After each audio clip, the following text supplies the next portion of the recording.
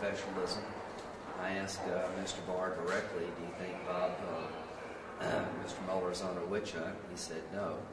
Do you think he would be fair to the president and the country as a whole? He said yes. And do you see any reason for Mr. Mueller's investigation to be stopped? He said no. Do you see any reason for a termination based on cause? He said no. Are you committed to making sure Mr. Mueller can finish his job? Yes. When the report's handed over to you, what do you intend to do with it? I go through the process of what I can share with the Congress and the public, erring on the side of transparency. The memo, that was his opinion about the slippery slope of obstruction of justice charges against the president who wants to terminate a political appointee. He's got to believe that that is a dangerous precedent to set, and his memo was shared with other people. He wanted their input, and we're going to share with the committee all the folks that Mr. Barr talked to and shared the memo with, and he will give you an explanation of the committee as to why he wrote it. He feels like that this is a moment for the country. We need to think this thing through in terms of the discretion of the president to fire a political appointee. He believes that's a slippery slope, and I share that view. Questions? Rod Rosenstein, any reaction? Yeah, I'm glad you mentioned that. He has a high opinion of Rod. They talked. Mr. Rosenstein mentioned to him when they first met, I think, that 2 years would probably be enough. He has got some ideas of a deputy. I told him, pick somebody you're comfortable with, the president can approve, and I trust his judgment to find a worthy successor to Mr. Rosenstein. Do you have any concerns about Rosenstein leaving the department? No. Will you investigate surveillance of these allegations, including those involving the Deputy Attorney General Rosenstein? Yeah, I told him I want to give him a deep dive on the FISA warrant problem as I see it, get him to comment about when a counterintelligence investigation turns into a criminal investigation. But we'll talk about that. That's a concern. Did the First Step Act come up? Did you discuss the First Step Act, his views on criminal justice? No, it didn't. That'd be a good question to ask him. I think the main thing that people want to know is what's his view of the Mueller investigation. And I can assure you, based on what I heard, that he has a high opinion of Mr. Mueller, believes that Mr. Mueller is doing a professional job, will do a professional job, will be fair to the president, the country as a whole, and has no reason for Mr. Mueller to stop doing his job, and is committed to allowing Mr. Mueller to finish. Do you think the memo doesn't raise any concern about potential recusal in the Mueller investigation? No, not at all. You can have all the opinions you want about whether or not, this isn't a proper legal approach. He opined after 9/11, when Ashcroft called it a crime scene, he says, no, it's not a crime scene, this is an attack on the country. So he very much cares about the law and the Department of Justice, and he's got some concerns about turning a firing of a political appointee into an obstruction of justice case, and I share those concerns. But that's his opinion as a private citizen. As a Attorney General, his job will be to receive Mr. Mueller's report and determine what to do with it. Will you bring Rosenstein in and testify under oath? Will you bring Rosenstein in to testify under oath before he leaves these FISA issues? I'm going to do a deep dive into the FISA issue, and I think he'll be part of it. Have you talked to Rosenstein? No. Was it a requirement for you going into this that he say that he would leave the Mueller investigation alone, and that you wouldn't move to get rid of Mueller at any point? It wasn't a requirement. It was just the obvious question. It took about 3 seconds for me to, what do you think about Mueller and what he's doing? And I didn't know they had worked together. I didn't know they were that close personally and had worked together for years. And so, you'll hear it from him, not just me, but I can assure you that he has a very high opinion of Mr. Mueller, and he is committed to seeing Mr. Mueller,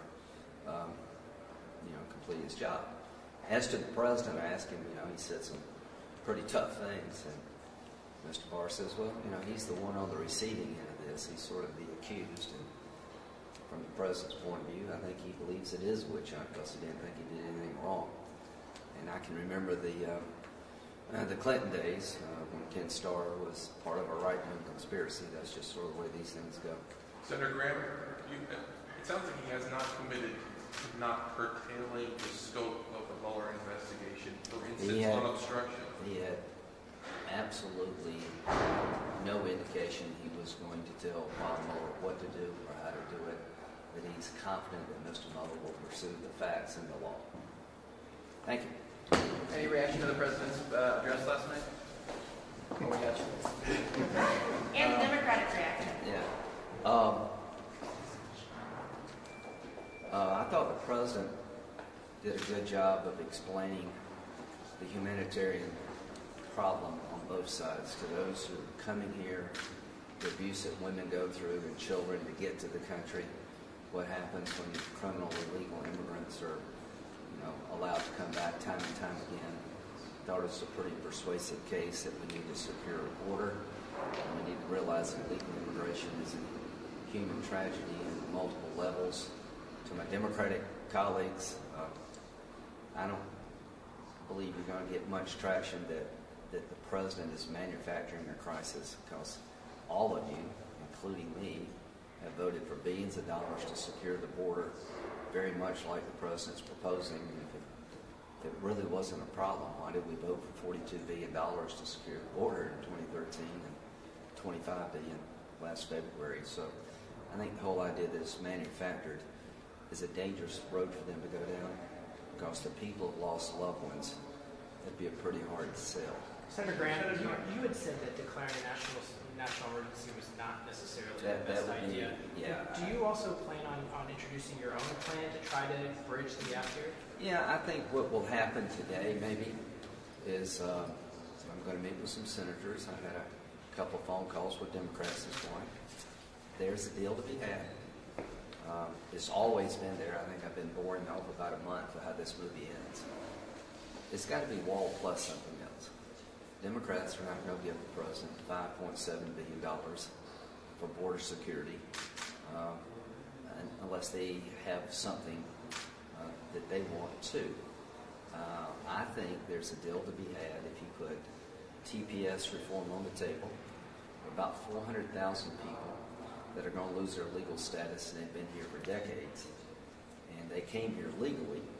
And a lot of us would like to make sure that doesn't happen to these people, because they literally have no country to go back to. The DACA population, on average, came here at the age of 6. You told them to go back home, they'd go to the house they were raised in.